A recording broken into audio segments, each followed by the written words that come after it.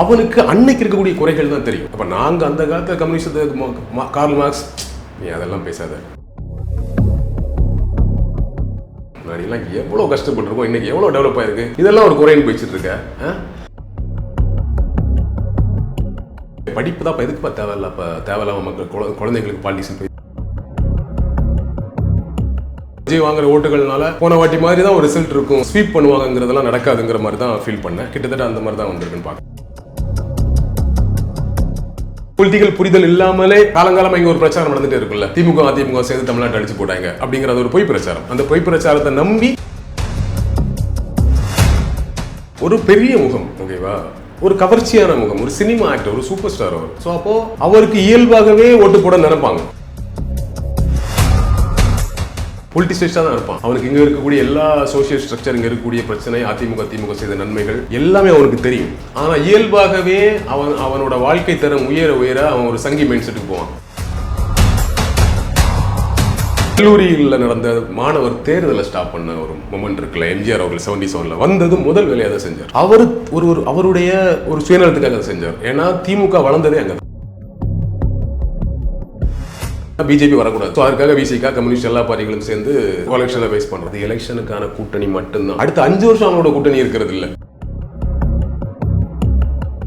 அமைப்புகள் எந்த அளவுக்கு இந்த 5 வருஷத்தை தீவிரமா ஆளுங்கட்சி எடுத்து வேலை செஞ்சாங்க, இஷ்யூ பேஸ்டானா கடந்த காலம் இல்ல.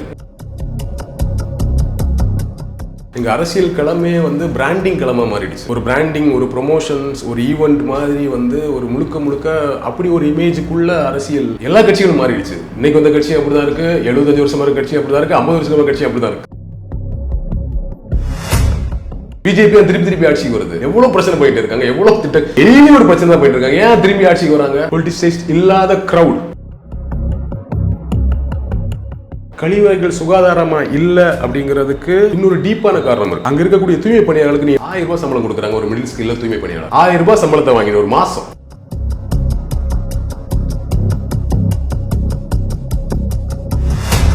வைஸ் தமிழ் நேயர்களுக்கு வணக்கம்.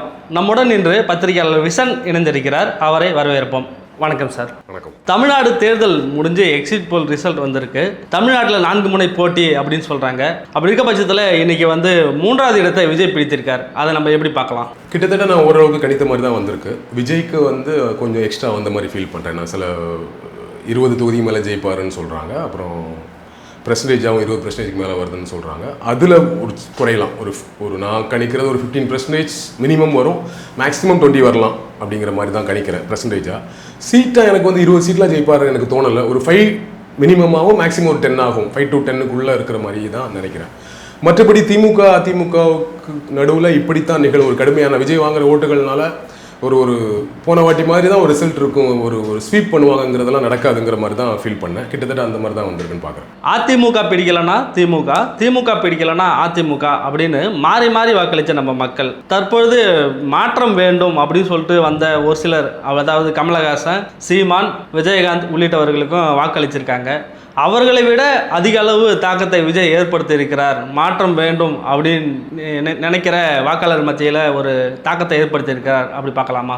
இல்லை, உங்களுக்கு பொதுவாகவே எப்பொழுதுமே தமிழ்நாட்டில் நீங்கள் 2 திராவிடியன் பார்ட்டிஸ் மாற்றி ஆட்சி செஞ்சிருந்தா கூட எல்லா காலகட்டத்திலும் ஒரு சேஞ்ச் வேணும்னு பேசுகிற ஒரு க்ரௌடு இருந்துகிட்டே தான் இருக்கும். ஒரு மினிமம் க்ரௌடு இருந்துகிட்டே தான் இருக்கும். அந்த மினிமம் க்ரௌடே பார்த்தீங்கன்னா என்ன ஆகும்னா, எலெக்ஷன் வரும்போது ஓகே விஜயகாந்த் வந்துட்டார், விஜயகாந்துக்கு போடலாம் அப்படிங்கிற மாதிரி ஒரு க்ரௌடு ஒன்று கிரியேட் ஆகும். எலெக்ஷன் நெருங்க மாற எப்படி தோத்துருவார் போல இருக்கு, அப்போ வேணாம் பேசாமல் ஏடிஎம்கே போட்டுருவோம், இல்லை பேசாமல் ஏடிஎம்கே போட்டுருவோம், ஜெயிச்சிடக்கூடாது, ஓட்டு வேஸ்ட் ஆகிட்டு போடாது, கொஞ்சம் சேஞ்ச் ஆகும். அல்லது அந்த வரக்கூடிய நபர் அவங்கள இவர் தான் நமக்கு முழுமையான ஒரு மாற்றம் அப்படின்னு அந்த என்ன சொல்றது மாற்றம் வேணும் இருக்கக்கூடிய மொத்த க்ரௌடும் போய் சேர்றதுல ஏதோ ஒரு போதாமை இருக்கும். விஜய்க்கு இன்னைக்கு நம்ம ஒரு 15 to 20% கணிக்கிறோம். அது உண்மையாகிற பட்சத்தில் நம்ம எப்படி புரிஞ்சுக்கிறோம்னா, அந்த சேஞ்சுன்னு சொல்லிட்டு வந்த நபர் கிட்டத்தட்ட எல்லாரையும் கவர்ற மாதிரியான ஒரு நபர். விஜய் சொல்ற மாதிரியே நிஜமாகவே பீக்கில் தான் இருக்கும்போது தான் வந்திருக்காரு, உச்சத்தில் இருக்கும்போது தான் கெரியரோட உச்சத்தை விட்டு வந்தார் சொன்னார்ல, அது உண்மைதான், அதில் மாற்று கருத்து இல்லை. ஸோ அதனால ஒரு லைவ்ல இருக்கக்கூடிய ஒரு ஆக்டர் இல்லையா, ஒரு சூப்பர் ஸ்டார் இமேஜ் இருக்கக்கூடிய வரும்போது அவங்களுக்கு அந்த முகம், அந்த அட்ராக்ஷன் போதுமானதாக இருக்கும்போது கடைசி நேரம் டவுட்லாம் அவங்களுக்கு இல்லை. நாம விஜய் தான் ஜெயிப்பாருன்னு முழுமையாக நம்பினாங்க. ஸோ அதனால அந்த ஒரு 15% 20% வரைக்கும் அந்த பக்கம் போச்சுன்னு பார்க்கலாம். நான் பொதுவாக எப்படி கணிக்கிறேன்னா, கிட்டத்தட்ட தமிழ்நாட்டில் எப்பொழுதுமே 100 பேரில் ஒரு 30 பேர் வந்து மாற்றம் வேணும் அப்படின்னு நினைக்கக்கூடிய க்ரௌடு. அதுக்கு நிறைய காரணம் இருக்குது. நீங்கள் 100 பேரில் 30 வேணுங்கிறது ஒன்று, பொலிட்டிக்கல் புரிதல் இல்லாமலே சும்மா காலங்காலமாக இங்கே ஒரு பிரச்சாரம் நடந்துகிட்டே இருக்குல்ல, திமுக அதிமுக சேர்ந்து தமிழ்நாட்டை அடிச்சு போட்டாங்க அப்படிங்கிறது ஒரு பொய் பிரச்சாரம். அந்த பொய் பிரச்சாரத்தை நம்பி ஒரு 10%, ஓகேவா. இன்னொரு 10% பார்த்தீங்கன்னா திமுகவை பிடிக்கவே பிடிக்காது. ஓப்பனாக சொல்கிறேன், சங்கீஸ்னா நீங்கள் சொல்லக்கூடிய குறிப்பிட்ட கம்யூனிட்டிஸ் மட்டும் இல்லை, அந்த மைண்ட் செட்டை சொல்கிறேன் நான். அவனுக்கு ஏதோ ஒரு வகையில் திமுக மேலே இயல்பாகவே ஒன்று சாதி ரீதியாக ஒரு எதிர்ப்பு இருக்கிற க்ரௌடு, இன்னொன்று திமுக வந்தாலே அவங்க எல்லாம் ஊழல் பண்ணுறது அப்படின்னு ஒன்று சொல்கிறது, இல்லை வாரிசு அரசியல்னு சொல்கிறது, இல்லை ஏதோ ஒரு வகையில் அவனுக்கு திமுக பிடிக்காது, எனக்கு திமுக பிடிக்காது அப்படிங்கிற ஒரு 10% ஒரு க்ரௌடு ஒன்று இருக்குது. அது ஒன்று. இன்னொரு 10% பார்த்தீங்கன்னா அவங்களுக்கு வந்து நிஜமாகவே இங்கே இருக்க இஷ்யூ பேசுகிறோம், இஷ்யூவை கவனிக்கிறோம். திமுக நிஜமாகவே தமிழ்நாட்டில் ஆண்டிருக்காங்க, நிறைய நல்ல விஷயம் செஞ்சுருக்காங்க, ஆப்வியஸ்லி நம்ம வந்து பல ஏரியாக்களில் வளர்ந்துருக்கோம்னா கூட இன்னும் இங்கே தீர்க்கப்படாத பிரச்சனை இருக்குது, சாதி ரீதியான பிரச்சனைகள் இருக்குது. இப்போ ஃபார் எக்ஸாம்பிள் நீங்கள் பார்த்தீங்கன்னா நம்ம ஊரில் தண்ணீர் வசதி இருக்குது, சாலை வசதி நல்லா இருக்குது, இன்ஃப்ராஸ்ட்ரக்சர் நல்லா இருந்தால் கூட இன்னும் 20-25% சரி பண்ணாத பிரச்சனை இருக்குல்ல. சரி 100% பண்ண முடியல, 100% எப்போவுமே முடியாதுன்னு வச்சுக்கோங்களேன். 90 to 95 ஒன்று வரணும்ல, ஒரு 75லே நிற்கும். அது 75 மற்ற ஸ்டேட்டை கம்பேர் பண்ணும்போது அதிகம் தான். பட் எவ்வளோ நாளைக்கு நீங்கள் அதே பேசிட்டு இருப்பீங்க. ஸோ அந்த மாதிரியான இஷ்யூஸ், அந்த கரண்ட் இஷ்யூஸை பேஸ் பண்ணி, இன்னொன்று வந்து ஒவ்வொரு இஷ்யூஸ் வரும்போதும், ஒரு சாதிய பிரச்சனை வரும்போதும், ஒரு லாக்அவுட் டெத் வரும்போதும், இல்லை ஒரு பர்டிகுலர் ஏரியாவில் கம்யூனிட்டி ரீதியாக ஒரு ப்ராப்ளம் வரும்போதோ, மத ரீதியாக ஒரு ப்ராப்ளம் வரும்போதோ, இவங்களோட போதாமைகள் இருக்குல்ல, இவங்க எடுக்கக்கூடிய ஸ்டெப்ஸில் இருக்கக்கூடிய அதிருப்தினால ஒரு உண்மையாகவே அவங்க வந்து பொலிட்டிசைஸ்ட் க்ரௌடும் 10% திமுக பிடிக்காதவங்க இருக்கிறாங்க. திமுக பிடிக்காதவங்க எல்லாருமே நம்ம பொலிட்டிக்கல் சொல்ல வேண்டியதில்லை. அதனால நான் வந்து 30% 10% பிரிக்கிறேன் இல்லையா. ஸோ அந்த 30% எப்பவுமே இருக்கும். அந்த 30%ல ஏன் எனக்கு 20% விஜய்க்குன்னு சொல்கிறோம், ஏன் 30 சொல்ல மாட்டேன்னா 10% பொலிட்டிசைஸ்ட், புரியுதா. 20% பொலிட்டிசைஸ் இல்லை, பொலிட்டிக்கல். அவங்களுக்கு ஒன்று திமுக பிடிக்காது, அப்படி இல்லைன்னா எனக்கு வந்து மாற்றம் வேணும், அதிமுக வேணாம், எனக்கு புதுசாக ஒரு மாற்றம் எனக்கு க்ரௌட், அதனால அந்த ஓட்டு அப்படி போச்சு. அந்த 20% விஜய்க்கு போயிருக்குன்னு நம்புறேன். நீங்கள் சொல்கிறது மாதிரி பார்த்தா 30% மக்கள் வந்து எப்பொழுதும் மாற்றம் வேண்டும் அப்படின்னு சொல்லி வாக்களிக்கிற மக்களாக இருக்காங்க. அதுபோல் மாற்றம் வேண்டும் அப்படின்னு வாக்களித்த மக்கள் குறிப்பாக 2006 விஜயகாந்த் வர்றாரு, 8.5 விழுக்காடு வாக்கு பெறுறாரு, அவர் மட்டும் தான் வெற்றி பெறுறாரு. அப்படி இருக்க பட்சத்தில் கடைசி தேர்தலில் தேமுதிக 0.1 அப்படின்ற சதவீதத்துக்கு கீழே வாக்கு வங்கி போய்விட்டது. அப்படின்னா தேமுதிக வந்து அந்த மக்கள் வந்து மாற்றமாக நம்பலை. ஆனால் விஜய் வரும்போது 20-25 வரை அப்படின்னு சொல்கிறாங்க. அப்படின்னா விஜய் ஒரு மாற்றமாக மக்கள் பார்க்குறாங்க, நம்ம எடுத்துக்கலாமா? இல்லை, விஜய் வந்து ஒரு க்ரௌட் புல்லர், ஒரு பெரிய முகம், ஓகேவா, ஒரு கவர்ச்சியான முகம், ஒரு சினிமா ஆக்டர், ஒரு சூப்பர் ஸ்டார் அவர். ஸோ அப்போது அவருக்கு இயல்பாகவே ஓட்டு போட நினைப்பாங்க. ஒரு சேஞ்ச் வரட்டும், விஜய் போடலாமே, ஏன் இவங்க 2 பேர் தான் ஆளணுமா, ஒரு புதுசாக வரட்டுமே, நல்ல விஷயம் தானே, என்ன பிரச்சனை அப்படிங்கிற வந்து ஒரு ஆங்கிளில் யோசிக்கிறவங்க இருப்பாங்க இல்லையா. நம்ம அவங்கள தான் வந்து நான் வந்து தற்கூரின்னு சொல்கிறது அப்படிலாம் சொல்ல விரும்பலை, பொலிட்டிக்கல்னு சொல்லலாம். நீங்கள் எல்லாருமே பொலிட்டிசைஸ்டாக இருக்க முடியாதுல்ல. இப்போ எல்லாரும் ஏன் பொலிட்டிசைஸ்டாக இல்லைன்னா எல்லாரையும் பொலிட்டிசைஸ்டாக யாரும் மாற்றலைங்கிற கேள்வி வருதில்ல. ஏன் எல்லாரையும் பொலிட்டிசைஸ்டாக மாற்றல? ஒன்று ப்ராக்டிக்கலி பாசிபிள் இல்லை.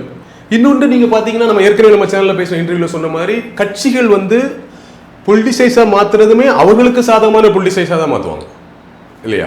இப்போ திமுக அதிமுக எதை கொண்டு போய் சொல்ல முடியும் மக்கள்கிட்ட? பொலிட்டிசைஸ் பண்ணுறதுன்னா அவங்க கம்யூனிஸ்டத்தை பற்றி அதிகமாக பேசுவாங்களா, இல்லை அம்பேத்கரை பற்றி அதிகமாக பேசுவாங்க, டச் பண்ணுவாங்க, நிறைய விஷயங்கள் அந்த பேரில் செஞ்சுருக்காங்க, கூட்டணியிலலாம் இருந்தால் கூட அவர்கள் பேசுவது திராவிடியன் பேஸ் பண்ண பாலிடிக்ஸ் தான் பேசுவாங்க. ஸோ அவர்களுக்கு திராவிடத்தின் மூலமாக இங்கே நிகழ்ந்த மாற்றங்கள், இங்கே நிகழ்ந்த சாதனைகள் எல்லாத்தையும் சொல்லி தான் பொலிட்டிசைஸ் பண்ணுவாங்க, கரெக்டாக. ஸோ அதனால் நீங்கள் 30% 100% பொலிட்டிசைஸ்டாக பண்ண முடியாது. ஸோ அப்போ அதில் பொலிட்டிக்கலாக இருக்கக்கூடிய க்ரௌடு ஒன்று இருக்குது. இன்னொன்று இயல்பாகவே நம்மளில் ஒரு பிரச்சனை இருக்குது சதீஷ். நீங்கள் பொலிட்டிசைஸ்டாக தான் இருப்பான், அவனுக்கு இங்கே இருக்கக்கூடிய எல்லா சோஷியல் ஸ்ட்ரக்சர், இங்கே இருக்கக்கூடிய பிரச்சனை, திமுக செய்த நன்மைகள் எல்லாமே அவனுக்கு தெரியும். ஆனால் இயல்பாகவே அவனோட வாழ்க்கை தரம் உயர அவன் ஒரு சங்கி மைண்ட் செட்டுக்கு போவான். சங்கிங்கிறது நீங்கள் சங் பரிவாரோட சுரிக்கிற வேணாம், நான் அது ஒரு மைண்ட் செட்டாக பார்க்குறேன், ஓகேவா. நான் அடிக்கடி கிண்டல் பண்ணுவேன், அது பால்கனி பாலிடிக்ஸ்னு சொல்லுவாங்க, பால்கனி அரசியல். பால்கனி அதாவது ஒரு கஷ்டப்பட்டு நம்ம வந்து இங்கே இருக்கக்கூடிய ஸ்ட்ரக்சருக்கு உட்பட்டு இங்கே இருக்கக்கூடிய இடஒதுக்கீடு அனுபவித்து, இங்கே இருக்கக்கூடிய ஸ்காலர்ஷிப்பை வாங்கி, இங்கே இருக்கக்கூடிய சலுகைகள், பஸ் பாஸை வாங்கி, சைக்கிளை வாங்கி, லேப்டாப் வாங்கி, இங்கே இருக்கக்கூடிய எல்லா விஷயத்தையும் அனுபவித்து படித்து வேலைக்கு போய் ஒரு லைஃப் உருவாயிருக்கும். சென்னையிலே பெங்களூர்லேயே ஒரு ஃப்ளாட் வாங்குவோம், இது எல்லாத்தையும் அனுபவித்து வந்துட்டு ஃப்ளாட் வாங்கிட்டு அந்த ஃப்ளாட்டோட பால்கனியில் ஈவினிங் போய் உட்காந்து டீ குடிப்போம்ல, குடிப்போதோ சொல்லுவான், எவ்வளோ நாளைக்கு இந்த இடஒதுக்கீடுலாம் தூக்கிடலாம் பண்ணலாம். நீ அப்படிதான் வந்த, எதுக்கு நீட்டில் என்ன பிரச்சனை, தரமான டாக்டர்கள் வர்றது நல்லா தானே பேசுவான். இது ஒரு மைண்ட் செட். அவன் நார்மலாக இருக்கிறவன் சங்கி மைண்ட் செட்டை நோக்கி நகர்ற சூழல் அது. இயல்பாகவே வசதி வாய்ப்பு உயரும் போது ஒருத்தர் மாறுவான், நிலை மாறும். இந்த பிரச்சனைகளும் இருக்கு. ஸோ இவ்வளோ பிரச்சனைகள்லாம் இருக்கும்போது அந்த கேட்டகரி உங்களுக்கு வந்து எப்போவுமே ஒரு 20% வந்து உங்களுக்கு அப்படி தான் இருக்கும். அந்த க்ரௌட் வந்து ஆட்டோமேட்டிக்காக அவனுக்கு வந்து விஜய் தேடி தானே போவாங்க. திராவிட இயக்கங்கள் தோன்றி 100 ஆண்டுகளுக்கு மேலே கடந்து விட்டது. திமுக தோன்றியே கிட்டத்தட்ட 75 ஆண்டுகள் ஆகி பவள விழாலாம் கொண்டாடிட்டாங்க. ஆக மொத்தம் திராவிட கட்சிகள், திராவிடம் அப்படி சார்ந்த அரசியல் தான் இது வரைக்கும் இங்கே இருக்குது. இன்றைக்கி வந்து விஜய் பின்னால் ஒரு 25% வாக்காளர்கள் போகிறாங்க அப்படின்னா திராவிட அரசியல் போதாமை இருக்குன்னு பார்க்குறீங்களா? ஒரு டீப்பான ஒரு ஏரியா இது. நீங்கள் உலகம் முழுக்க உங்களுக்கு நல்லா தெரியும், உலகம் முழுக்க நீங்கள் கம்யூனிஸ்ட் சித்தாந்தத்தை எடுத்துக்கலாம், உலகளாவிய சித்தாந்தம்.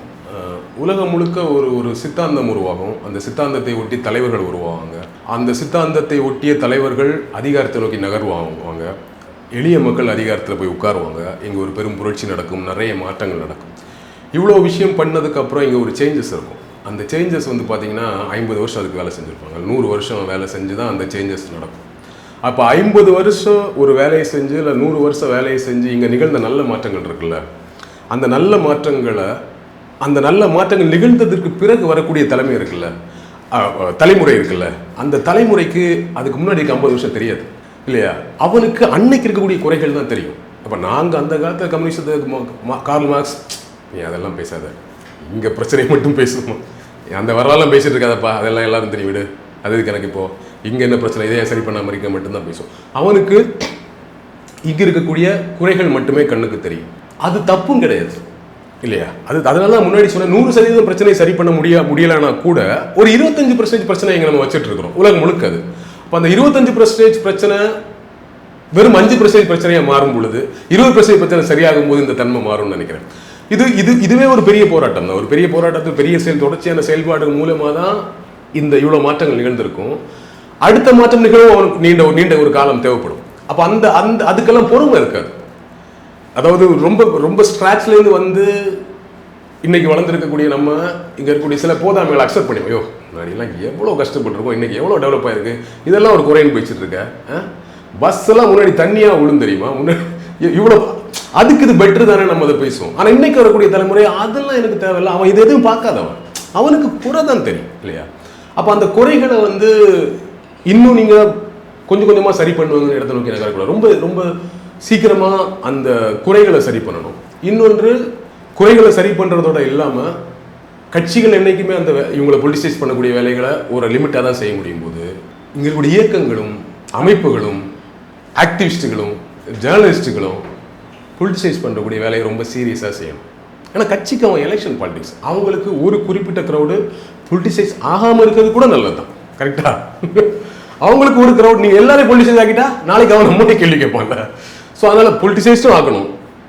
அட் த சேம் டைம் ஒரு பர்டிகுலர் க்ரௌடு வந்து பொலிட்டிசைஸ்ட் ஆகாமல் இருக்கிறதும் அவனுக்கு ஒரு வகை நல்லதுனால அவனோட ஒர்க்கில் அவன் எலெக்ஷனை கணக்கில் வச்சு தான் எந்த கட்சியாக இருந்தாலும் உலக கட்சியாக இருந்தாலும் எல்லாத்துலேயுமே ஒரு எலெக்ஷன் கணக்கு, ஓட்டு கணக்கு ஒன்று இருக்கும். ஆனால் அவங்க ஓட்டு கணக்கு உட்படாத ஏரியா இருக்குல்ல, அந்த ஏரியாக்குள்ளே நம்ம தான் வேலை செஞ்சாங்க. ஒன்று. இன்னொன்று நீங்கள் பாருங்கள், ரொம்ப முக்கியமான ஒரு தமிழ்நாட்டில் ஒரு பெரிய பிரச்சனையாக நான் பார்க்குறது, கல்லூரியில் நடந்த மாணவர் தேர்தலை ஸ்டாப் பண்ண ஒரு மொமெண்ட் இருக்குல்ல, எம்ஜிஆர் அவர்கள் 77 வந்தது முதல் வேலையாக தான் செஞ்சார்.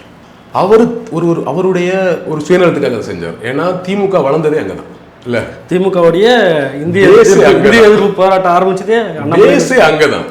நீங்கள் கேரளாவில் பார்த்தீங்கன்னா ஏன் நம்மளோட கொஞ்சம் பெட்டர் பொலிட்டிசைஸ்டாக இருக்காங்க அப்படின்னா அங்கே ஸ்டில் அது கண்டினியூ ஆகுது. கட்சி சார்பாகவே தான், கட்சியோட மாணவர் அணி தான் அங்கே போட்டிடுவாங்க இல்லையா, கம்யூனிஸ்ட் அணி காங்கிரஸ் அணியும் போட்டிடுவாங்க. நீங்கள் ஃபார் எக்ஸாம்பிள் மகாராஜா காலேஜ் ரொம்ப ஃபேமஸ், மம்முட்டியெல்லாம் படித்த காலேஜ். நீங்கள் அந்த காலேஜில் வந்து யார் ஜெயிக்கிறாங்க அவங்களுக்கு ப்ரௌடு. அது காங்கிரஸ் மாணவர் அணி தான் ஜெயிக்கணும், கம்யூனிஸ்ட் மாணவர் அணி தான் ஜெயிக்கணும், உள்ள இறங்கி கட்சிக்காரங்க உள்ள இறங்கி வேலை செய்வாங்க அந்த எலெக்ஷனில், அந்த காலேஜில் ஜெயிக்கிறதுக்கு. இப்போ நம்ம லைலா மாதிரி ஒரு காலேஜ்னு வச்சுக்கோங்க, அந்த காலேஜில் இப்போ நீங்கள் திமுக அணியும் இருக்குது, அதிமுக அணியும் இருக்குது அப்படின்னா நம்ம அதை விட்டுருவாங்களா, வேலை செய்வாங்களா? அந்த மாதிரி ஒரு வேலை அங்கே நடந்துகிட்டே இருக்குது. நீங்கள் அதில் சின்ன மைனஸ் பாயிண்ட் இருந்தாலும் சில பிரச்சனைகள் இருக்குது, பொலிட்டிஷியன்ஸோட தலையீடு இருக்குது, சில ப்ராப்ளம்ஸ் இருக்குது, அவங்களை யூஸ் பண்ணிக்கிறாங்க மாதிரி பிரச்சனை இருந்தால் கூட ஒரு 75% அவங்கள பொலிட்டிசைஸ் பண்ணுறதுக்கு உதவும். ஏதோ ஒரு கட்டத்தில் அந்த மொமெண்ட்டுக்கு அப்புறம் அந்த முழுக்க படிப்பு தான் எதுக்குப்பா தேவையில்ல, அப்போ தேவையில்லாம மக்கள் குழந்தைங்களுக்கு பாலிட்டிக்ஸ் பேசும்போது அதுக்கு பிறகு வந்து திமுக ஆட்சி கிட்டத்தட்ட 13 வருஷத்துக்கு அப்புறம் வர்றாங்க. அதுக்கு பிறகு வந்தவங்களும் அதை அடுத்து திருப்பி அதை எடுக்கலை. ஏன்னா அந்த காலகட்டத்தில் வேற இடத்துல நோக்கி நம்ம நகர்றோம், படிக்க ஆரம்பிக்கிறோம், எல்லா விஷயங்களும் பண்ணும்போது நம்ம திரும்பவும் அதை கொண்டு வர வேணாங்கிற மாதிரி அதுக்குள்ளே திருப்பி அவங்க அதை ட்ரை பண்ணலை. பட் அது ஒரு பிரச்சனையாக நான் பார்க்குறேன். நீங்கள் அதெல்லாம் இருந்திருக்கணும் தானே. நீங்கள் எந்த பொலிட்டிக்கல் பற்றின சிந்தனமே இல்லாமல் தானே வளர்றோம் நம்ம காலேஜில். இப்போ எனக்கு பேசிக்காகவே வீட்டுக்குள்ளே ஒரு பொலிட்டிக்கல் டிஸ்கஷன் இருந்துச்சு, ஓகேவா. அதனால எனக்கு சின்ன வயசுலேருந்து அது நான் படிக்காமலே எனக்கு எல்லாம் எனக்கு காதுக்குள்ளே விழுந்துட்டே இருக்கும். ஆனால் அந்த விஷயத்தை நான் என் காலேஜில் போய் பேச முடியாது. அங்கே அப்படி ஒரு சூழல் இல்லை, பாலிட்டிக்ஸ் பேசுகிற சூழலே இல்லை. எலெக்ஷன் வந்தால் மேபி அந்த டைமில் எலெக்ஷன் வந்திருந்தால் பேசியிருப்போமே தாண்டி ஃபுல்லாக சினிமா பற்றி தான் பேசுவோம், கிரிக்கெட்டை பற்றி பேசுவோமே தாண்டி ஒரு பொலிட்டிக்கல் டிஸ்கஷன் நடக்கிறதுக்கான சூழலே அங்கே இல்லை. அது எப்படி வரும்? அந்த சூழல் எப்படி வரும்னா அங்கே அது சார்ந்த செயல்பாடுகள் இருக்கும் தானே.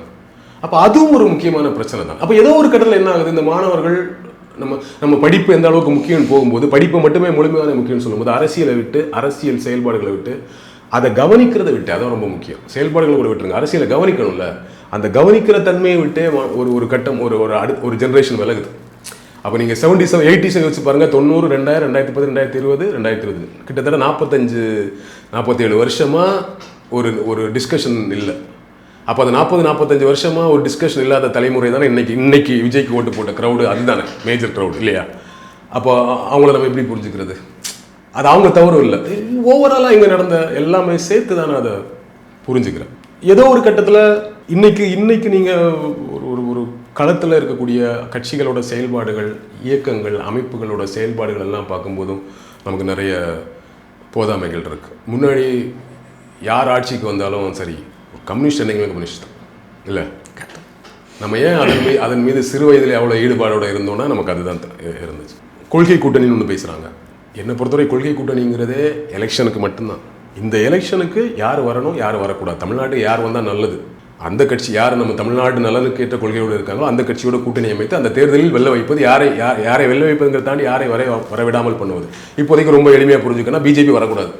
ஸோ அதற்காக விசிகா, கம்யூனிஸ்ட் எல்லா பார்ட்டிகளும் சேர்ந்து ஒரு எலெக்ஷனை பேஸ் பண்ணுறாங்க. அது எலெக்ஷனுக்கான கூட்டணி மட்டும்தான், எலெக்ஷனுக்கான கொள்கை கூட்டணி. அடுத்த 5 வருஷம் அவங்களோட கூட்டணி இருக்கிறது இல்லை. நீங்கள் இந்த கடந்த 5 வருஷத்தில் நீங்கள் இங்கே பாருங்கள், எத்தனை போராட்டங்கள் நிகழ்ந்திருக்கு கம்யூனிஸ்ட் கட்சிகள் சார்பாக, எத்தனை போராட்டங்கள் வீரியமாக நிகழ்ந்திருக்குன்னா சாம்சங் சொல்லலாம், சாம்சங் மட்டும்தான் சொல்ல முடியும். இங்கே தூய்மை பணிகள் போராட்டத்துக்கு என்ன கான்ட்ரிபியூஷன், அவங்களோட கான்ட்ரிபியூஷன் இருந்தது. ஆசிரியர்கள் போராட்டத்துக்கு எவ்வளோ கான்ட்ரிபியூஷன் இருந்தது, செவிலியர்கள் போராட்டத்துக்கு என்ன கான்ட்ரிபியூஷன் இருந்ததுன்னா குறைவாக இருக்குது. தலித் இஷ்யூஸில் விசிகாவோட கான்ட்ரிபியூஷன் எந்த அளவுக்கு இருந்துச்சு, எவ்வளோ நேரங்களாக நமக்கு அவர் மேலே வந்து என்ன இவர் திமுக முட்டு கொடுக்குற மாதிரிலாம் கேள்விகள்லாம் கேட்டோம் இல்லையா. நம்ம மதிக்கக்கூடிய மிகப்பெரிய தலைவர்கள், கம்யூனிஸ்ட் பார்ட்டியில் இருக்கக்கூடிய லீடர்ஸாக இருக்கலாம், விசிகாவில் இருக்கக்கூடிய லீடராக இருக்கலாம், நம்ம எல்லாமே அவங்க மேலே பெரிய மரியாதை வச்சிருக்கும் போது அவங்க செயல்பாடு அவங்களை குறை சொல்கிறதுக்காக அதுக்கு சொல்லலை. இந்த 5 வருஷத்தில் நீங்கள் பார்த்தீங்கன்னா செயல்பாடுகளில் ஒரு மாற்றம் தெரிஞ்சது. யூஸ்வலாக இருக்கிற மாதிரியான களத்தில் செயல்பாடுகள் ஏதோ ஒரு வகையில் என்ன ஆக்சுவலி ப்ராப்ளம்னா, இது ஜேர்னலிஸ்ட்னு இருந்தது இந்த 5 வருஷத்தில். நாம் இன்னைக்கு திமுகவை எதிர்க்கிறது கூட்டணி கட்சியாகவும், ஒரு பத்திரிகையாளராகவும், ஒரு சமூக செயற்பாட்டாளராகவும், ஒரு அமைப்பு ரீதியாக செயல்படுவோம். திமுக எதிர்க்கக்கூடிய நம்மளுடைய எதிர்ப்பு ஏதோ ஒரு வகையில் பிஜேபிக்கு சாதகமாக மாறிடுங்கிறதுனாலே பல நேரங்கள் அமைதியாக இருந்தாங்க. அந்த யதார்த்தத்தை நான் புரிஞ்சுக்கிறேன். அதுதான் ஒரு முக்கியமான பிரச்சனை. பிஜேபிங்கிற எலிமெண்ட் இருக்குல்ல, அந்த எலிமெண்ட் வந்து இன்னைக்கு நம்மளை திமுக மேலே தீவிரமாக விமர்சனம் வைக்கிறதையே கொஞ்சம் மட்டுப்படுத்துது. ஏன்னா திமுக விமர்சனம் பண்ணுறதுக்கு நமக்கு சந்தோஷம் தான், ஒன்றும் பிரச்சனை, யாரும் விமர்சனம் பண்ணுவோம். ஆனால் அந்த விமர்சனத்தை நம்ம எடுத்து வச்சோம்னா அதை பிஜேபி ரொம்ப தீவிரமாக கையில் எடுப்பாங்க. கையில் எடுத்தா அது அவனுக்கு சாதகமாக போயிடும் அவங்களுக்கு. அப்படிங்கிறதுனால அங்கே ஒரு சுணக்கம் இருந்ததே பார்த்து அந்த யதார்த்தத்தை புரிஞ்சுக்கிறேன்.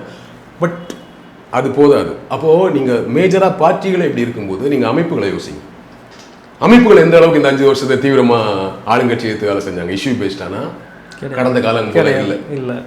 அப்போ அந்த அமைப்பு ரீதியாக இருக்கக்கூடிய செயல்பாடுகள், போராட்டங்கள், ஆர்ப்பாட்டங்கள் இல்லை, அந்த செயல்பாடு இருக்குல்ல, அது சமூகத்தில் இருக்கணும் பொலிட்டிசைஸ் பண்ணும் யங்ஸ்டர்ஸை குறிப்பாக. ஏன்னா அதில் போய் கலந்துருக்குங்க யங்ஸ்டர்ஸ் தான் போவான். அப்போது நீங்கள் திமுக எதிர்கட்சியாக இருக்கும், இங்கே ஒரு போராட்டம் எங்கிட்ட திமுக, என் ஃப்ரெண்டு ஒருத்தர் திமுக கட்சியில் இருக்காரு, எதிர்கட்சியாக இருக்கும், எங்களால் ஒரு நாள் சும்மா இருக்க முடியாதுன்றோம். ஏதாவது ஒரு போராட்டம் கூட்டம் பண்ணிகிட்டே இருப்பாங்க, நாங்கள் போயிட்டே இருப்போம், ஃப்ரீயாக இருக்க முடியாது அப்படின்னு ஒன்று சொல்லுவாங்கல்ல. அந்த அளவுக்கு எஃபெக்டாக தான் இங்கே அமைப்பு வேலை செய்யணும். ஏன்னா போராடுவதற்கு எந்த ஆட்சி வந்தாலும் இங்கே ஒரு காரணம் இருக்கும், ஏதோ ஒரு பிரச்சனை இருந்துகிட்டே இருக்கும். இங்கே தான் 25% பிரச்சனை எப்பவுமே இருக்கேன். ஸோ போராடுவதற்கு எப்பவுமே ஒரு காரணம் இருந்துகிட்டே இருக்கும். ஸோ அமைப்புகள் இந்த 5 வருஷத்தில் எந்த அளவுக்கு இறங்கி நீங்கள் சொல்கிறது போல் பிரச்சனைகளை இயக்கங்கள் வந்து பேசும்போது தான் அந்த பிரச்சனையால் பாதிக்கப்படுற மக்கள் அரசியலாக்கப்படுவாங்க. அப்படி இருக்க பட்சத்தில் இயக்கங்கள் என்ன செய்கிறதுன்ற அப்படி ஒரு கேள்வி இருக்குல்ல இங்கே.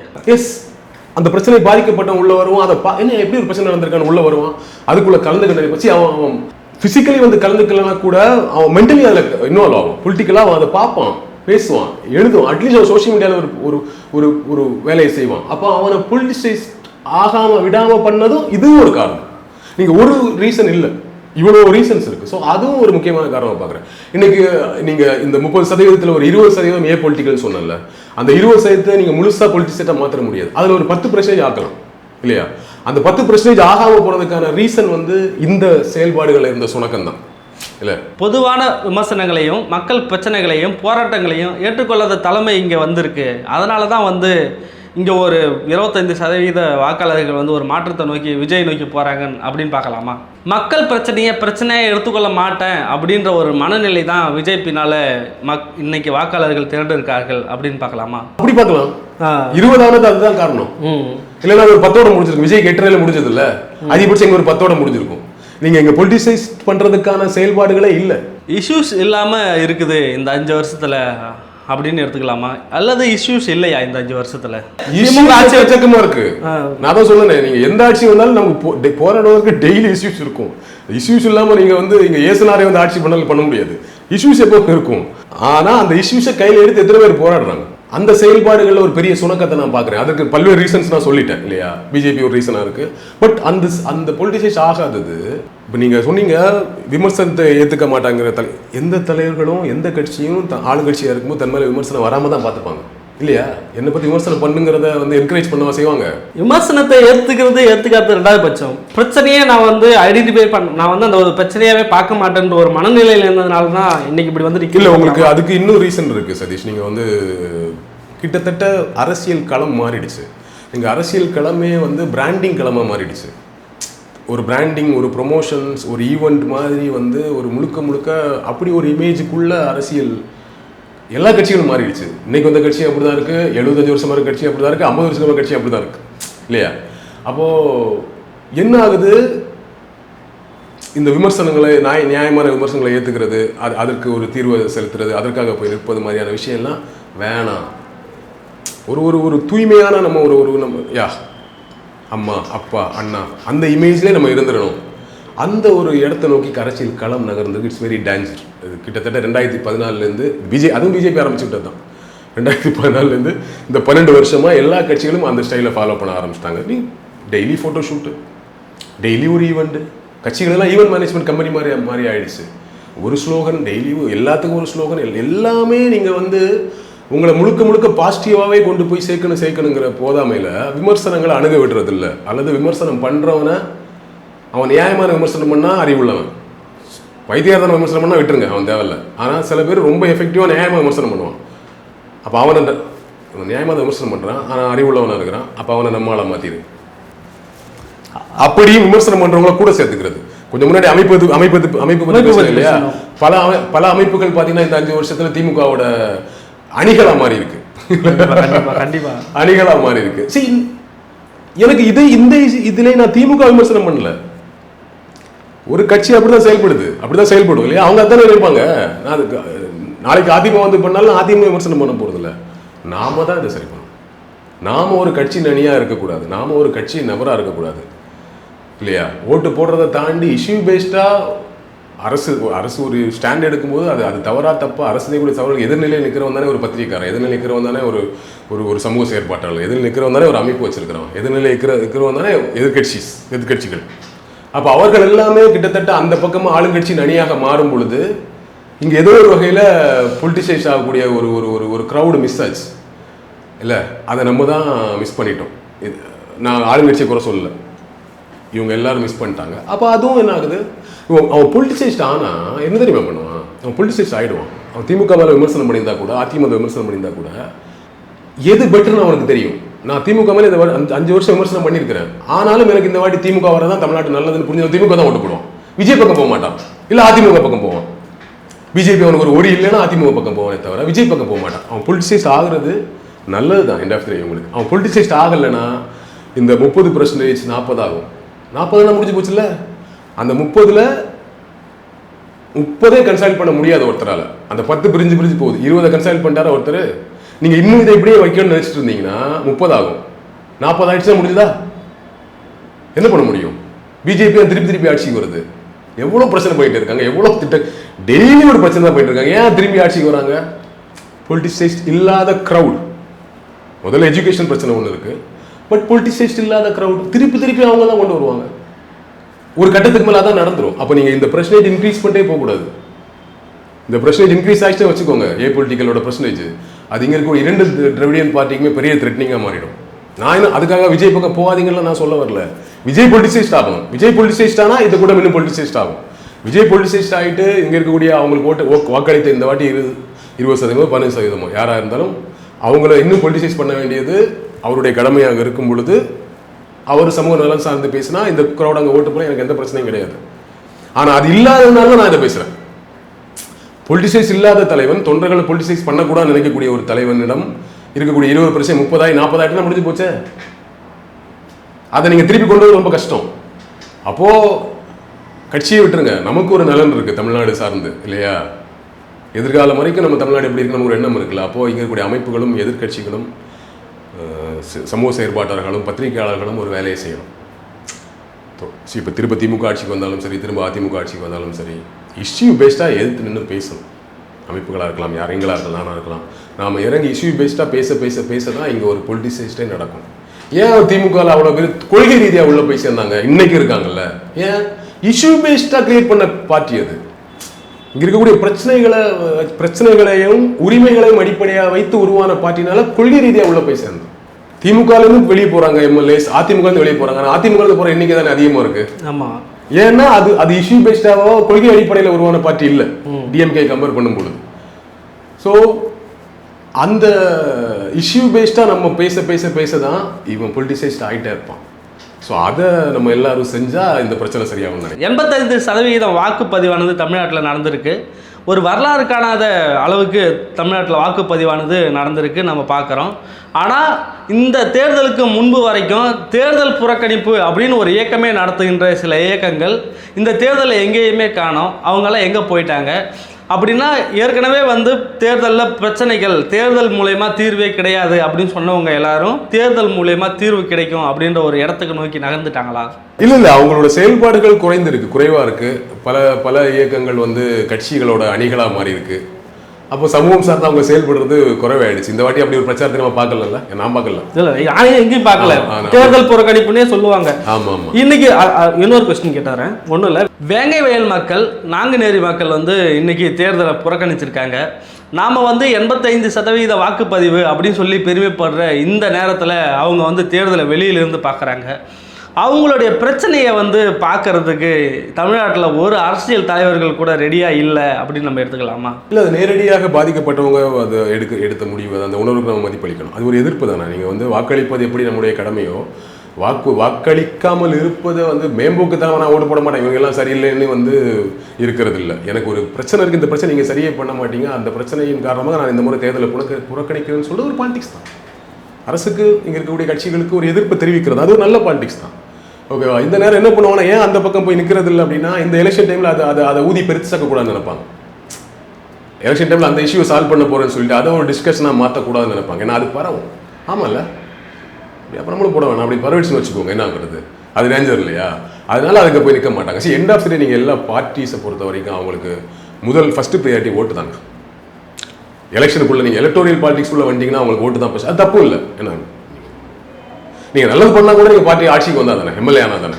ஸோ அதனால் அதை தான் அவங்க முக்கியமாக வைப்பாங்க. நான் முன்னாடி சொன்ன மாதிரி நீங்கள் உங்களுக்கு கேட்பார் அற்றவர்கள்னு ஒன்று இருக்குது இல்லை? கேட்பார் அற்றவர்கள், நாதியற்றவர்கள், வாய்ஸ்லெஸ் குரலற்றவர்கள், அவங்களுக்கு சார்பாக அவங்களோட குரல் அற்றவர்கள். ஏன் அவங்க குரலற்றவர்கள், ஏன் அவங்க கேட்பார் அற்றவர்கள்னா, அவங்களால எலெக்ஷனில் இம்பேக்ட் பண்ண முடியாதவங்களா இருப்பாங்க. யார் ஒருவரால் எலெக்ஷனில் இம்பேக்ட் பண்ண முடியலையோ அவங்க மட்டும்தான் வாய்ஸ்லெஸ். அவங்க தான் வாய்ஸ்லெஸ்ஸாக இருக்கணும் இல்லையா? நான் மலைவாழ் கிராமத்தில் எல்லாம் போய் ட்ரைப் பீப்புளெல்லாம் போய் டாக்குமெண்ட்ரிலாம் பண்ணியிருக்கேன். அப்போ அந்த அம்மா ஒரு அம்மா ஒன்று சொன்னாங்க, எனக்கு அவ்வளோ கஷ்டமாயிடுச்சு. ஒன்றும் இல்லையா, எங்கள் பிள்ளைங்கள்லாம் அவங்கள மாதிரி பேண்ட் சட்டை போட்டு படிச்சுட்டு வேலைக்கு போனாலே போதுமே, ஒன்று இருக்குல்ல. சேர்த்துருக்குறோம் மலைவாழில். நம்ம இங்கே திமுகலாம் சேர்ந்து அங்கே பள்ளிகளை உருவாக்கியிருக்காங்க, டீச்சர்ஸை போட்டிருக்காங்க. பல பேர் அதை ஒரு சேவையாக செஞ்சு ஒர்க் பண்ண டீச்சர்ஸையும் பார்க்குறோம். அதெல்லாம் நான் மறுக்கல. ஆனால் அது 100% நடக்கலையே. நான் என்ன சொல்கிறேன் தெரியுமா, எங்கே வாய்ஸ்லெஸ்ஸோ நான் என்ன யோசிப்பேன்னா, யார் குரலற்றவர்களோ யார் நாதியற்றவர்களோ யாரால் எலெக்ஷனில் இம்பேக்ட் பண்ண முடியலையோ நான் அவங்கள தான் முதல்ல கவனிப்பேன் இல்லையா. அவனால் இவன் ஓட்டு போடலாம் நம்ம ஜெயிக்க போகிறதில்ல தோக்க போகிறதில்ல அப்படின்னா, இவனால் நம்மளை காலி பண்ண முடியாது அப்படின்னா அவனை கண்டுக்காமல் விடுறது இல்லை. அவனை தான் நம்ம ஃபஸ்ட்டு கவனிக்கணும். இல்லைன்னா அவன் கடைசி வரைக்கும் அப்படியே தான். இன்னொரு பாருங்கள், இங்கே சாதிய பிரச்சனை தொடர்ந்து பண்ணக்கூடிய எல்லாருக்கும் சாதிய உணர்வு இங்கே இருக்குது, பெரும்பாலும் இருக்குது. வெளியே நம்ம சாதியை கேட்கலனாலும் இங்கே சாதிய உணர்வோடு இருப்பான், பெருமை பேச மாட்டான், உணர்வோடையாச்சும் கொஞ்சம் பேர் இருப்பான்.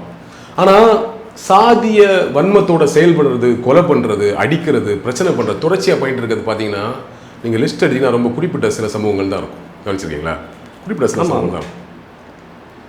ஏன் அவங்க பண்ணுறாங்கன்னு பார்த்தீங்கன்னா, அந்த சமூகத்தில் இருக்கிறவங்கலாம் அதிகாரத்தில் இருப்போம், அரசியலில் இருப்போம், பெரிய ஆளாக இருப்போம், பெரிய பெரிய பதவிகளில் இருப்போம். இல்லை அவனுக்கு என்னன்னா என்ன பண்ணிட முடியும், மினிஸ்டர் எங்கள் மாமாடா, எம்எல்ஏ நம்ம சொந்தக்காரரையா பங்காளியான்னு ஒன்று இருப்பான்ல. அப்போ அதிகாரம் அவனை ஒரு தப்பு செய்ய வைக்குது இல்லை. ஆனால் இந்த எளிய மக்களை நீங்கள் அதிகாரத்தை நோக்கி நகர்க்கும் பொழுது அவளை நல்லது செய்ய வைக்கும். இதுதான் நம்ம செய்ய வேண்டிய பாலிடிக்ஸ். அதை நம்ம மிஸ் பண்ணுறோம். அப்போ அதை நம்ம கவனிக்கணும் இல்லை. அதை கவனிக்கும் பொழுது நீங்கள் அந்த ஏரியா கவனிக்க தொடங்கிட்டாலே இந்த நான் சொல்கிறேன் 25% பிரச்சனை இருக்குன்னு சொல்கிறேன்ல, 90% பிரச்சனை சரியாயிடும்.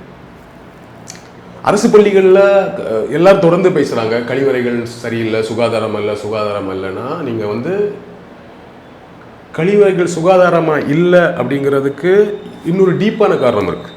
அங்கே இருக்கக்கூடிய தூய்மை பணியாளர்களுக்கு நீ எவ்வளோ சம்பளம் கொடுக்குறங்க ஒரு ரீசன். 1000 ரூபாய் சம்பளம் கொடுக்குறாங்க ஒரு மிடில் ஸ்கில்ல தூய்மை பணியாளருக்கு. 1000 ரூபாய் சம்பளத்தை வாங்கிட்டு ஒரு மாதம், அப்போ ஒரு மாதம் 1000 ரூபாய் தூய்மை பணியாளர் சம்பளம் வாங்கிட்டு அவங்க கிளாஸ் ரூம் மொத்தத்தையும் பெருக்கிட்டு க்ளீன் பண்ணிவிட்டு கழிவறையும் க்ளீன் பண்ணுவாங்களா? எதுக்கு பண்ணணும்? நீ கூட்டவும் மாட்டேன். கொடுங்க ஒரு 10,000 ரூபாய், என்ன பிரச்சனை?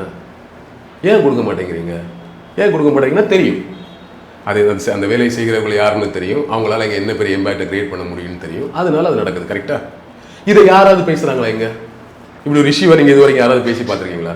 பேச மாட்டாங்க. அப்போ அதை கவனிக்கணும்ல, அதை கொண்டு போய் சேர்க்கணும்ல. இப்போ என்ன பண்ணுறாங்க தெரியுமா, பல பள்ளிகளில் தலைமை ஆசிரியர்கள் பெண்ணாக இருக்கும் பொழுது அவங்க வெறும் க்ளீன் பண்ணுறாங்க. சில பள்ளிகளில் கேள்விப்படுறோம் தெரியுமா, அங்கே இருக்கக்கூடிய தலித் மாணவர்களை வச்சு பாத்ரூம் க்ளீன் பண்ண மாட்டாங்க. ஒரு இஷ்யூ வருது தெரியுமா? என்ன தெரியுமா ஆகுது? க்ளீன் பண்ண ஆள் இல்லைன்னு சொல்லும்போது ஒரு அரசு பள்ளி ஒரு ஊரில் இருக்கும், அந்த ஊரில் இருக்கவங்களே படிப்பாங்க. அந்த ஊரில் இருக்கக்கூடிய ஒரு இடைநிலை சாதி இப்போ குழந்தையை போய் நான் பாத்ரூம் க்ளீன் பண்ண சொன்னால் எவ்வளோ பெரிய பிரச்சனை பண்ணுவாங்க எங்கள் மக்கள் அப்படிங்கிறதுனால இவங்க என்ன பண்ணுறது, அதுலேயே சரியா அந்த பிள்ளைங்களுக்கு சொல்லுவாங்க, அந்த இடத்த நோக்கி அந்த பிள்ளைங்களை பண்ண சொல்கிறது. ஸோ இதெல்லாம் தப்பு. ஆனால் இதுக்கெல்லாம் காரணம் என்னவா இருக்குன்னா அந்த ஊதியமாக இருக்கு இல்லையா? நீங்கள் 1000 ரூபாய் கொடுத்தாலும் 5 நாள் வரமாட்டாங்க, எதுக்குங்க வரணும்? ஸோ இந்த மாதிரியெல்லாம் உங்களுக்கு இஷ்யூஸ் இருக்குது, தீர்க்கப்படாத பிரச்சனை. இது தீர்க்க முடியாத பிரச்சனையா? தமிழ்நாட்டை பொறுத்தவரை 25% பேருக்கு எப்பொழுதும் பிரச்சனை இருந்து கொண்டே இருக்கும். அவங்க ஒரு மாற்றத்தை நோக்கி போவாங்க அப்படின்னு பார்த்தா அந்த 25% மக்கள் ஒட்டுமொத்தமாக விஜய் ஆதரிச்சிருக்காங்க, விஜய் பின்னால் போயிட்டாங்க அப்படின்னு எடுத்துக்கலாமா? இந்த பிரச்சனையை சரி பண்ணாதனால வந்த கூட்டங்கிறது 10%. அது 10%, ஏ பொலிட்டிக்கல் 10%, மாற்றம் வேணுன்ற ஒரு 10% இப்படி வச்சிங்க. நீங்கள் வச்சிங்கன்னா கூட நான் கேட்குறதா, இவங்க பேச வேண்டியதெல்லாம் பேசலன்றதோட பேசுகிறவங்க எல்லாரையும் ஆஃப் பண்ணிட்டாங்க. இல்லை, பேசுகிறவங்க எல்லாம் ஆஃப் பண்ணிட்டாங்க. ஒன்று, இந்த பிரச்சனைகளை சரி பண்ண நீங்கள் மாற்ற வேணும்னு சொல்கிறவங்க எதை சொல்லி மாற்றம் சொல்லுவீங்க? நீங்கள் இந்த பிரச்சனையை சரி பண்ண மாற்ற வேணும்னு சொல்கிறவங்களுக்கு ஏதோ ஒரு ரீசன் இருக்குது. ஸ்கூல் சரியில்லை, ஏதோ ஒன்று சொல்கிறான்ல, எக்ஸப்ஷனாக இருக்க இஷ்யூஸ்லாம் சொல்கிறான்ல, நீங்கள் அதையும் சரி பண்ணிட்டீங்கன்னா அவன் என்ன சொல்லுவான் இல்லையா? அப்போ அதை சரி பண்ணுங்க. அப்போ அதை சரி பண்ணுறத இதை நீங்கள் நினைக்கிற மாதிரி கிடையாது. ஒரு நம்ம வீடியோலாம் பார்க்குறோம், ஒரு கலெக்டர் நேராக போயிட்டு பள்ளிக்கூடத்தை போய் ஆவை பண்ணி டீச்சர்ஸ் எல்லாம் திட்டுற வீடியோஸ்லாம் பார்க்குறோம்ல. என்ன ரைட்ஸ் இருக்குது அவங்களுக்கு திட்டுறது? பயந்து போய் நிற்பாங்க டீச்சர்ஸ். நான் கிட்ட ஏங்க கலெக்டர் பேச அவங்களை திருப்பி பேச, ஐயோ எப்படி பேசுறது, பயமாக இருக்கு. அவங்க அந்த இடத்துல ஒரு வாய்ஸஸ் பீப்புளாக மாறிடுறாங்க. அப்போ அப்படிப்பட்ட நிலையில் இருக்கக்கூடிய ஆசிரியர்கள் ஒரு மினிஸ்டர் போய்ட்டு எப்படி அதை சொல்லுவாங்க, இப்படி ஒரு இஷ்யூ இருக்குது, நீங்கள் சரி எங்க இப்படி இருந்துச்சிங்கன்னா எப்படிங்க பாத்ரூம் க்ளீனாக இருக்கும், நீங்கள் அந்த சம்பளத்தை கொடுங்கன்னு ஒரு ஆசிரியரால் ஒரு மினிஸ்டர் கிட்ட பள்ளி கல்வித்துறை மினிஸ்டர் கிட்ட சொல்கிறதுக்கான சூழல் இருக்கா? ரீச்சபிளாக இருக்கா? அவங்களுக்கான நியாயமான சம்பளத்தை கூட்டி கொடுக்க மாட்டேங்கிறாங்க. அந்த பிரச்சனையை கொண்டு போய் சேர்க்க முடியல. அதற்கே பல நாள் போராட வேண்டியதற்கு பார்க்க மாட்டாங்க. அப்போ அவங்க இதெல்லாம் கொண்டு போய் சேர்க்க முடியல. அப்போ இதெல்லாம் யார் கொண்டு போய் சேர்க்கறது? அமைப்புகள் தான் சேர்க்கணும், பத்திரிகையாளர் தான் கொண்டு போய் சேர்க்கணும். இது சேரப்படாமல் கூட இருக்கலாம். நீங்கள் பல விஷயங்களை கவனிக்காமல் கூட இருப்பாங்க. ஒட்டுமொத்தமாக ஒரு அரசு ஒரு அட்மினிஸ்ட்ரேஷன் ஈஸி கிடையாது. சின்ன சின்ன விஷயங்களா இது பெரிய விஷயம், ஆனால் சின்ன விஷயங்களா தெரியும், அடையாளப்படுத்தப்படும். அது போய் சேராது காதுக்குள்ள. அப்போ ஏன்னா அங்கிருந்து முன்னாடி சொன்னல சாதி பிரச்சனை பண்றவனோட ஆள் அதிகாரத்தில் இருப்பான், அதனால பிரச்சனை பண்ணிட்டே இருப்பான். ஆனால் தொடர்ந்து இந்த மாதிரி அடிப்படையான பிரச்சனைகள் இருக்கக்கூடியவங்கலேருந்து அதிகாரத்தை வந்தவங்க எத்தனை பேர் இருப்பாங்கன்னு பார்த்தா கொஸ்டின் மார்க். தற்பொழுது வந்துள்ள எக்ஸிட் போல் ரிசல்ட்டு கூட 25% விஜய்க்கு வாக்காளர்கள் போயிருக்காங்க அப்படின்னு காட்டும்போது அது வந்து இங்கே இருக்க அரசியல் கட்சிகளிலிருந்து தான் அவர் வந்து அந்த வாக்காளர்களை கொண்டு போயிருக்காரு. ஏன்னா அவங்க எல்லாரும் போன முறை மற்ற கட்சிகளுக்கு வாக்களித்தவங்க அங்கேருந்து தான் கிரியேட் ஆகியிருக்காங்க. அப்படி இருக்க பட்சத்தில் மறுபடியும் தங்கள் கட்சிக்கே வாக்களிக்க இவர்கள் வந்து அவர்களை வென்றெடுக்க என்ன வழி வச்சுருக்காங்க? இல்லை, அது ஒரு நாள் ப்ராசஸ் கிடையாது. அது நீங்கள் தொடர் செயல்பாடுகள் தான். நீங்கள் தொடர் செயல்பாடுகள் மூலமாக தான். ஏன்னா இன்றைக்கி விஜய் வருவார், நாளைக்கு இன்னொரு நடிகர் வருவார், நாளைக்கு இந்த இதே கூட்டம் விஜய் செயல்படலாம் தாண்டி நாளைக்கு இன்னொருத்தர் வந்துட்டு அவர் பின்னாடி போயிடும். நாளைக்கு ஒரு நடிகர் விஜயோட பெரிய புகழ் உச்சத்தில் இருக்கும்போது விஜய்க்கு 10 வருஷத்தில் வயசாகிடும், அவரோட புகழ் குறையலாம். தட் மீன்ஸ் இங்கே செயல்பாடு இல்லைன்னா இன்னொருத்தர் வந்தோன்னா அந்த கூட்டம் அந்த பக்கம் போகும். இப்படியே போயிட்டு இருக்கிறது வந்து அவர்கள் நல்ல திட்டங்களோடும் செயற்பாடுகளோடும் கொள்கையோடும் வந்தாங்கன்னா பிரச்சனை கிடையாது. சும்மா எதுவுமே இல்லாமல் ஒரு நடிகருங்கிறதுக்காக ஒரு கூட்டத்தை போயிட்டே இருக்கணுமா? அப்படி போக விடக்கூடாதுல்ல. ஸோ அவங்கள எனக்கு தெரிஞ்சு இந்த எலெக்ஷனுக்கு அப்புறம் உண்மையாகவே பலரும் பேசுகிறோம் இல்லையா, இவ்வளோ பேர் இருக்காங்களா? முன்னாடி நமக்கு ஒரு 5% இருக்கும்போது கமல் வாங்கின 4%, விஜயகாந்த் வாங்கின 8% நம்மளை டிஸ்டர்ப் பண்ணல. அது எப்போவுமே கொஞ்சம் பேர் அப்படி தான் இருப்பானுங்கன்ட்டு அதை விட்டோம். இன்றைக்கி அது 20% சொல்லும்போது நமக்கு ஐயோ இவ்வளோ பேர் இருக்காங்களா அப்படிங்கிற மாதிரி நமக்கு இப்போ தான் நமக்கு அந்த சொரணை வருது. இனிமேல் ஆட்டோமேட்டிக்காக இந்த எலெக்ஷன் ரிசல்ட் இருக்குல்ல, விஜய் வாங்குற ஓட்டு இருக்குல்ல, இந்த ரிசல்ட் வந்து நமக்கு புரிய வைக்கும். பல பேர் இங்கே இருக்கிறான், இப்படி 20% விழுந்திருக்கா, அப்போ 30% இருப்பாங்கன்னு அர்த்தம். அப்போ இவங்களை இப்படியே விடக்கூடாதுங்கிற இடத்தை நோக்கி ஆட்டோமேட்டிக்காக நகரும் இந்த சமூகம். உங்களுடைய பல்வேறு கருத்துக்களை எங்களுடன் சேர்ந்து தெரிவித்தமைக்கு மிக்க நன்றி சார். நன்றி.